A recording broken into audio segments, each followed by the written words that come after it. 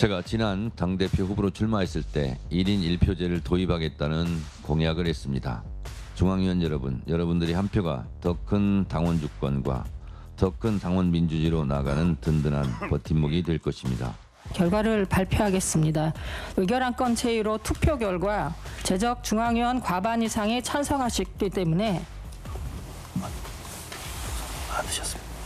제적 중앙위원 과반 이상이 찬성하지 않으셨기에 의결안건 제1호 당원 개정의 건 1은 부결되었음을 선포합니다. 제적 중앙위원회 과반 이상이 찬성하지 않으셨기에 의결안건 제2호 당원 개정의 이 건은 건 2는 부결되었음을 선포합니다.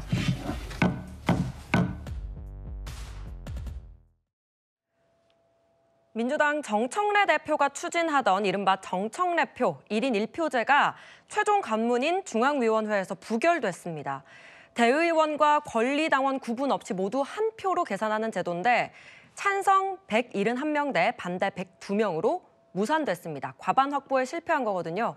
성치훈 부대변인님, 예. 방금 영상에서도 보셨지만 이 송옥주 의원이 당연히 찬성인 것처럼 발표를 하다가 굉장히 의아해하면서 부결을 발표했거든요. 미리 예고드린 질문이긴 한데 예상을 예. 좀 하셨습니까? 사실 당에서 누구도 부결될 거라고 생각하지는 않았습니다. 아마 예.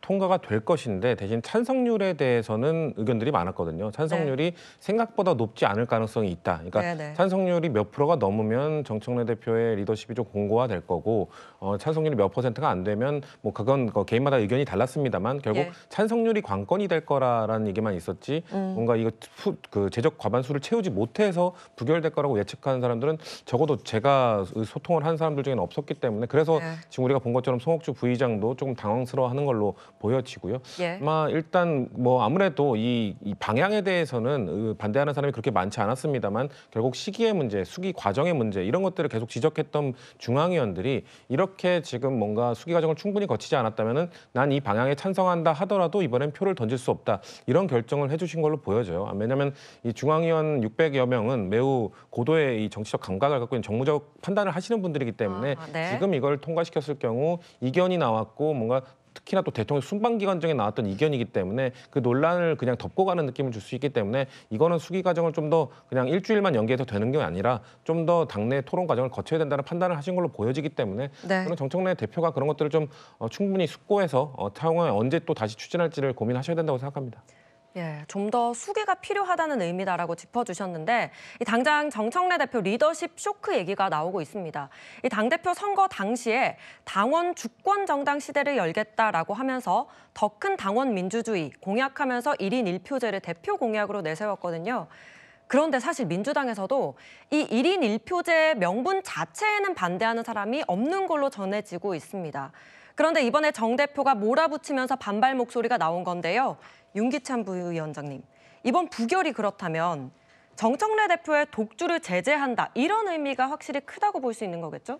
저게 이제 당원 투표가 아니고 사실은 그 대의제를 형성하고 있는 그 중앙위가 그런 기구들이거든요. 네네.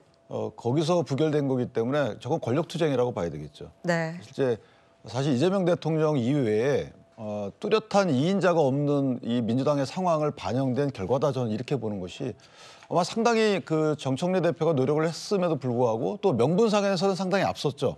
물론 이제 하자라고 하면 125만 본인들의 권리당원 중에 약 한 17% 정도가 투표를 했던 거잖아요. 네. 그러니까 정당성이 좀 흔들렸던 부분이 있어요.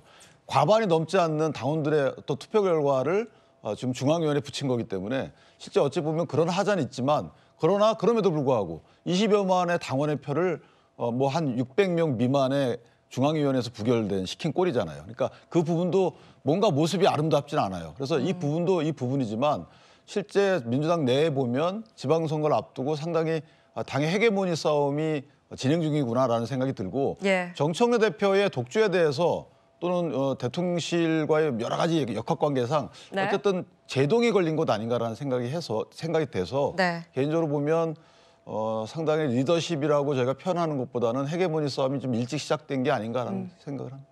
예, 그럼 이 헤게모니 싸움이라면 이 제동을 건 이들이 누굴까를 살펴봐야 될 텐데요. 정청래 대표로서는 좀 쓰라린 부분일 겁니다. 사실상 친명계가 퇴짜 놓은 게 아니냐 이런 분석이 나옵니다. 중앙위 구성을 저희가 보여드릴 텐데 국회의원과 지역위원장, 기초단체장 등등등 이 이재명 대통령이 대표 시절에 합류한 사람들이 많거든요. 이 1인 1표제를 추진할 때 정청래 대표 본인이 연임하기 위해서 자기 정치하려고 본인 당대표 선거 때 유리한 제도를 밀어붙인다 이런 지적이 나왔었거든요. 최 교수님, 그렇다면 이번 부결은 친명이 친청을 막아세웠다 이렇게 분석해봐도 되는 겁니까? 그렇게 분석은 좀 어려울 것 같고요. 네. 다만 그럼에도 불구하고 지난번 정청래 대표가 당선될 때를 보시면 뭐 의미는 있다고 생각합니다.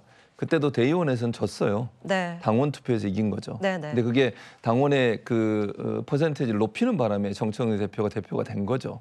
그런 부분에 시사하는 점이 있다고 봅니다. 네. 그래서 뭐 충돌이라고 볼 수는 없지만 정청래 대표는 이런 부분에서 좀 깊이 고민하셔야 한다고 저는 생각해요. 예. 그래서 이게 왜 그러면 중앙위원들이나 대의원들이 정청래 대표에 대해서 계속 저렇게 하고 있을까? 사실은 이제 여당이 물론 여당으로서 국회에서의 여당으로서 역할을 잘해야 되지만 이재명 정부 성공을 함께 이끌어 가야 되는 거 아니겠습니까? 예. 정부와 여당이 호흡을 잘 맞춰서. 근데 너무 이제 앞서가는 부분도 좀 있고 또 대통령실이 여러 가지 하는 일이 좀 색이 바라게 하는 빛이 바라게 하는 그런 일들이 좀 있잖아요. 예. 그런 부분들은 좀 주의할 필요가 있다는 생각이 듭니다, 개인적으로. 그래서 이런 이번의 결과도 1인 1표제를 누가 반대하겠어요. 좋은데 그렇게 네네. 되면 사실은 잘 아시는 것처럼 민주당의 당원이 가장 많은 것이 호남 지역과 수도권입니다. 그 두 지역에서만 열심히 하면 정청래 대표가 예전에 그 대선 때 계속 호남에 가서 며칠을 있었어요. 이런 여러 가지 정황들을 볼 때는 네. 그렇게 해서 거기서 당원들이 제일 많은데 그분들이 1인 1표제라면 거기서 마음을 얻은 사람이 결국 대표가 되고 후보가 되고 이럴 수 있는 거잖아요. 예, 예. 그럼 전국적 대표성이 약간의 어려움이 있으니 그런 부분들을 보완해 달라고 하는 게 저는 대의원들과 중앙위원회 뜻이라고 생각해요. 그런 부분들에 대한 보완이 안 된 상태에서 이게 밀어붙이면 그것이 이제 정무적 판단하는 분들 입장에서는 상당히 부담으로 다가올 수 있는 점이 있다는 점을 네. 정청래 대표나 지도부가 잘 새겼으면 좋겠습니다. 예, 보완의 필요성에 대한 이야기가 계속해서 나오고 있습니다. 그런데 이 부결 이미 예견된 결과였다는 얘기도 나옵니다. 지난 1일 당원 주권정당 실현을 위한 제도 개선 토론회 분위기가 꽤 살벌했습니다. 영상 보고 오겠습니다.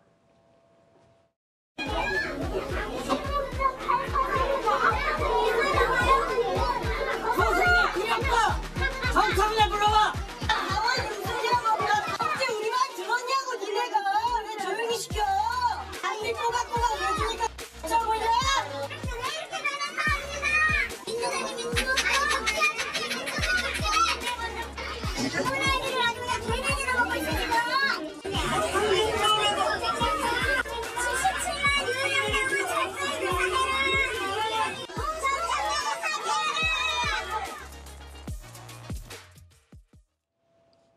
네, 1인 1표제가 좌초되면서 정청래 대표에게 옐로 카드가 던져진 거 아니냐 이런 얘기들이 나오고 있는데요.